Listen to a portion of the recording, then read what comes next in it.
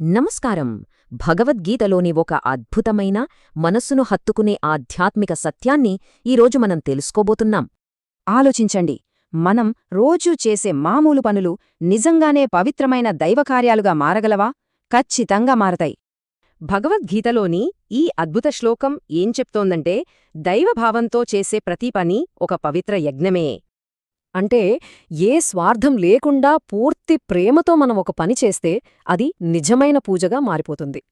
ఇతరులకు చేసే నిస్వార్థ సేవే మన జీవితాన్ని పవిత్రం చేసి అంతులేని ఆధ్యాత్మిక శాంతిని ఇస్తుంది. ఇదే అసలైన ఆనందం.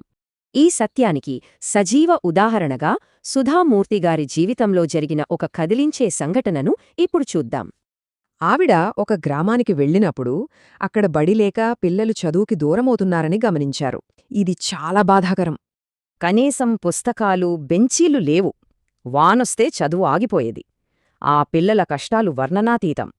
ఆ పసిపిల్లల కళ్లలోని బాధను, పోరాటాన్ని చూశాక సుధామూర్తిగారి మనసు ద్రవించిపోయింది. ఆ భావోద్వేగం మాటల్లో చెప్పలేం. ఆవిడ దాన్నొక సమస్యగా వదిలేయలేదు. ఆ సేవే దేవుడికి చేసే పూజ అని బలంగా నమ్మారు.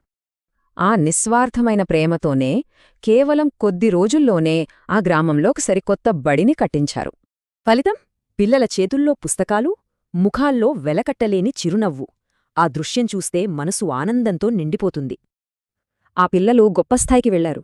కాని ఆవిడిది పేరుకోసం చేయలేదు, స్వచ్ఛమైన దైవార్పణగా మాత్రమే చేశారు. మరి ఈ ప్రాచీనమైన గీతా జ్ఞానాన్ని మన రోజువారీ జీవితాలకు ఎలా వాడుకోవచ్చో చూద్దాం. ఇంట్లో పనులైనా, ఉద్యోగమైనా, ఆపదలో ఉన్నవారికి సాయం చెయ్యడమైనా ఈ ఆధ్యాత్మిక సూత్రం అన్నింటికీ ఖచ్చితంగా సరిపోతుంది.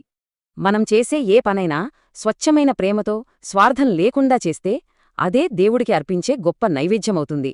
చేసే సేవలో దైవాన్ని చూడటం వల్ల మాటల్లో చెప్పలేని ఆధ్యాత్మిక శాంతి మన సొంతమవుతుంది. చివరగా ఒక చిన్న ప్రశ్న.